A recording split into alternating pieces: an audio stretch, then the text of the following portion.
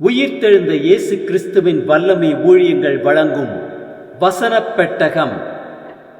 இயேசுவே கர்த்தர். இயேசுவையே தேவன் ஆண்டவரும் கிறிஸ்துவுமாக்கினார். இயேசுவே ராஜாதி ராஜா, கர்த்தாதி கர்த்தா. கிறிஸ்துவே மரித்தோர் மேலும் ஜீவனுள்ளோர் மேலும் ஆண்டவர். கிறிஸ்துவே போதகரும் ஆண்டவருமாயிருக்கிறார். வசனப் பெட்டகத்தின் இன்றைய தின கருப்பொருள்: இயேசுவே ஜீவன். இயேசு அவளை நோக்கி, நானே உயிர்த்தெழுதலும் ஜீவனுமாயிருக்கிறேன். இயேசுவே ஜீவன் என்பதை குறித்ததான வேத வசனங்களை பார்க்கலாம். 1 யோவான் 5:12 வாசிக்கிறோம், குமாரனை உடையவன் ஜீவனை உடையவன், தேவனுடைய குமாரன் இல்லாதவன் ஜீவன் இல்லாதவன். யோவான் 1:4 வாசிக்கிறோம், அவருக்குள் ஜீவன் இருந்தது, அந்த ஜீவன் மனுஷருக்கு ஒளியாயிருந்தது. 1 தெசலோனிக்கர் 4:14 வாசிக்கிறோம், இயேசுவானவர் மரித்து பின்பு எழுந்திருந்தார் என்று விசுவாசிக்கிறோமே, அப்படியே இயேசுவுக்குள் நித்திரையடைந்தவர்களையும் தேவன் அவரோட கூட கொண்டு வருவார். 1 யோவான் 5:11 வாசிக்கிறோம், தேவன் நமக்கு நித்திய ஜீவனை தந்திருக்கிறார், அந்த ஜீவன் அவருடைய குமாரனில் இருக்கிறது என்பதே அந்த சாட்சியாம்.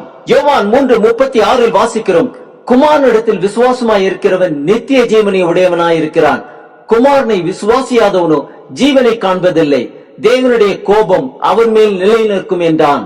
யோவான் 6:44 வாசிக்கிறோம், என்னை அனுப்பின பிதா ஒருவனை இழுத்துக் கொள்ளாவிட்டால் அவன் என்னிடத்தில் வரமாட்டான், கடைசி நாளில் நான் அவனை எழுப்புவேன். யோவான் 5:21 வாசிக்கிறோம், பிதாவானவர் மரித்தோரை எழுப்பி உயிர்ப்பிக்கிறது போல குமாரனும் தமக்கு சித்தமானவர்களை உயிர்ப்பிக்கிறார். ரோமர் 8:2 வாசிக்கிறோம், கிறிஸ்து இயேசுவினாலே ஜீவனுடைய ஆவியின் பிரமாணம் என்னை பாவம் மரணம் என்பவர்களின் பிரமாணத்தினின்று விடுதலையாக்கிட்டே. யோவான் 6:35 வாசிக்கிறோம், இயேசு அவர்களை நோக்கி, ஜீவ அப்பம் நானே, என்னிடத்தில் வருகிறவன் ஒரு காலம் பசியடையான், என்னிடத்தில் விசுவாசமாயிருக்கிறவன் ஒரு காலம் தாகமடையான்.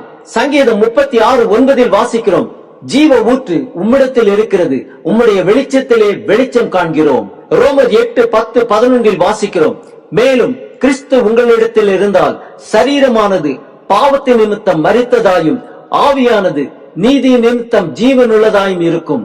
அன்றியும் இயேசுவை மரித்தோரில் இருந்து எழுப்பினவருடைய ஆவி உங்களில் வாசமாயிருந்தால் கிறிஸ்துவை மரித்தோரில் இருந்து எழுப்பினவர் உங்களில் வாசமாயிருக்கிற தம்முடைய ஆவியினாலே சாவுக்கேதுவான உங்கள் சரீரங்களையும் உயிர்ப்பிப்பார். யோவான் 6:39-40 வாசிக்கிறோம், அவர் எனக்கு தந்தவைகளில் ஒன்றையும் நான் இழந்து போகாமல் கடைசி நாளில் அவைகளை எழுப்புவதே என்னை அனுப்பின பிதாவின் சித்தமாயிருக்கிறது. குமாரனை கண்டு அவரிடத்தில் விசுவாசமாய் இருக்கிறவன் எவனோ அவன் நித்திய ஜீவனை அடைவதும் நான் அவனை கடைசி நாளில் எழுப்புவதும் என்னை அனுப்பினவருடைய சித்தமாயிருக்கிறது என்றார். பிலிப்பியர் 3:20-21 வாசிக்கிறோம், நம்முடைய குடியிருப்போ பரலோகத்தில் இருக்கிறது, அங்கே இருந்து கர்த்தராய் இருக்கிற இயேசு கிறிஸ்து எனும் இரட்சகர் வர எதிர்பார்த்து கொண்டிருக்கிறோம். அவர் எல்லாவற்றையும் தமக்கு கீழ்ப்படுத்திக் கொள்ளத்தக்க தம்முடைய வல்லமையான செயலின்படியே நம்முடைய அற்பமான சரீரத்தை தம்முடைய மகிமையான சரீரத்திற்கு ஒப்பாக மறுரூபப்படுத்துவார். ஆம், இயேசு கிறிஸ்துவே உயிர்த்தெழுதலும் ஜீவனுமாயிருக்கிறார். அந்த ஜீவனை பெற்றுக் கொள்வோம், நித்திய ஜீவனையே அடைவோம்.